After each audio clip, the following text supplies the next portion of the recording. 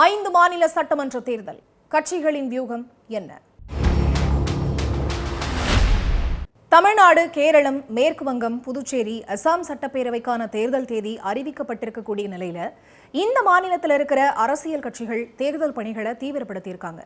முதற்கட்டத்தில் தேர்தல் நடக்கும் மாநிலங்களான கேரளா, அசாம், புதுச்சேரி ஆகிய 3 மாநிலங்களையும் வேட்பாளர்கள் பட்டியலை வெளியிட்டு பிரச்சாரத்தை அரசியல் கட்சிகள் துவங்கியிருக்காங்க. ஏப்ரல் 23ஆம் தேதி முதற்கட்ட தேர்தலை சந்திக்க போற மேற்கு வங்கத்திலையும் திரிணாமுல் காங்கிரஸ், பாஜக ஆகிய கட்சிகள் வேட்பாளர்கள் பட்டியலை வெளியிட்டாங்க. ஆனா அதே தேதியில தேர்தல் நடக்க இருக்கிற தமிழ்நாட்டில் பிரதான அரசியல் கட்சிகளோட தொகுதி பங்கீடே இன்னும் முடிவடையாம இருக்கு. மேற்கு வங்கம், அசாம், கேரளா, தமிழ்நாடு, பாண்டிச்சேரி அரியணையில் ஏறப்போவது யார்? மேற்கு வங்கத்தில் மமதாவும் கேரளாவில் பினராயி விஜயனும் பாஜகவுக்கு எதிராக வகுத்திருக்கிற வியூகம் என்ன? இந்த மாநிலங்கள்ல பாஜகவோட அதிரடிகள் என்ன? இதையெல்லாம் தான் இந்த ஸ்பாட்லைட்ல பார்க்க போறோம். 294 சட்டமன்ற தொகுதிகள் கொண்ட மேற்கு வங்கத்துல 2 கட்டங்களா தேர்தல் நடக்க போகுது. இந்த மாநிலத்துல திரிணாமுல் காங்கிரஸ், பாஜக இடையே நேரடி போட்டி நிலவுது. 2 கட்சிகளுமே தனித்து களமிறங்குறாங்க. கடந்த 15 வருஷங்களா இந்த மாநிலத்துல முதல்வரா ஆட்சி செஞ்சுட்டு இருக்காங்க மமதா பானர்ஜி. ஒரு காலத்துல மேற்கு வங்கத்துல அசைக்க முடியாத சக்தியா இருந்த கம்யூனிஸ்டுகள் இப்போ சொற்ப வாக்கு சதவிகிதத்துல சுருங்கி போயிருக்காங்க. காங்கிரஸ் கட்சியும் இந்த மாநிலத்துல பலம் இல்லாம இருக்கு. அதே சமயம் பாஜக மேற்கு வங்கத்துல மிகப்பெரிய சக்தியா உருவெடுத்திருக்கு. மேற்கு வங்கத்துல ஆட்சி அமைக்கணுங்கிற தீவிரத்தோட களமிறங்கி இருக்கு பாஜக. அந்த கட்சியோட சக்தி வாய்ந்த தலைவரா இருக்கிற சுவேந்து அதிகாரியை மேற்கு வங்க பாஜக முகமா நிறுத்தி இருக்கு பாஜக.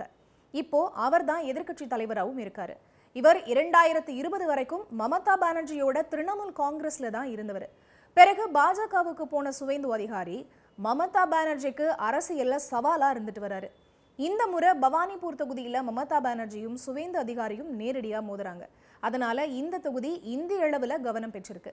2021 தேர்தலில் நந்திகிராம் தொகுதியில மமதா பானர்ஜியும் சுவேந்து அதிகாரியும் நேரடியா மோதினாங்க. மாநில அளவுல திரிணாமுல் மிகப்பெரிய வெற்றியை பெற்று ஆட்சியை பிடிக்க மமதா பானர்ஜி சுவேந்து அதிகாரி கிட்ட தோத்து போனாங்க. திரிணாமுல் காங்கிரஸ், பாஜகவை தவிர மற்ற அணிகளான கம்யூனிஸ்டுகள் மற்றும் காங்கிரஸ் தனித்தனியாவே களமிறங்குறாங்க. மமதா பானர்ஜிக்கும் பாஜகவுக்குமான கடுமையான போட்டியில தொடர்ந்து 4வது முறையா ஆட்சியை பிடிக்கணுங்கிற முயற்சியில மமதாவும் மாநிலத்தை கைப்பற்றி முதன்முறையா பாஜகவை ஆட்சி பீடத்துல ஏத்த மோடியும் அமித்ஷாவும் தனி கவனம் செலுத்துறதா சொல்லப்படுது.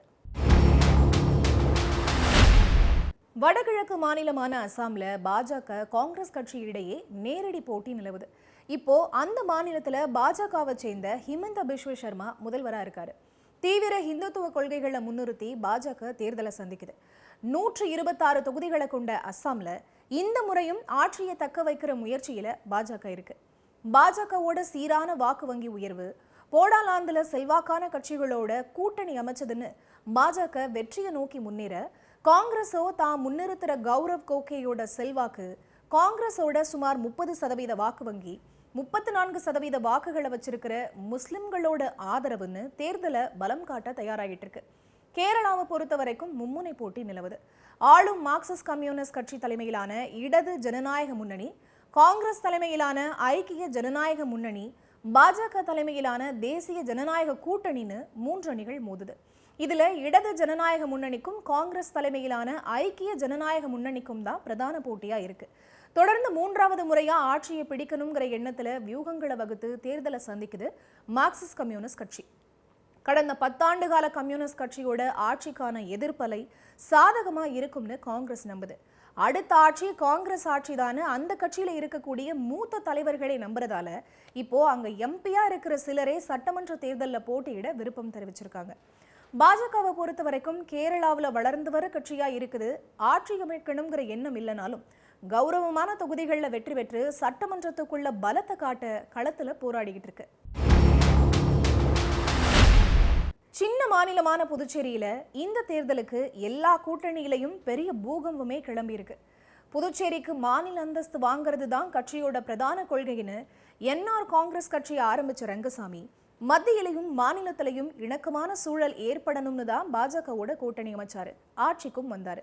ஆனாலும் கவர்னரும் அதிகாரிகளும் தான் மாநிலத்தை ஆளுற சூழலை புரிஞ்சுக்கிட்டு பாஜகவோட மனக்கசப்புல இருந்தாரு. தொகுதி பங்கீட்டிலையும் அதே மனக்கசப்பு பாஜகவோட தொடர்ந்துகிட்டு இருக்கு.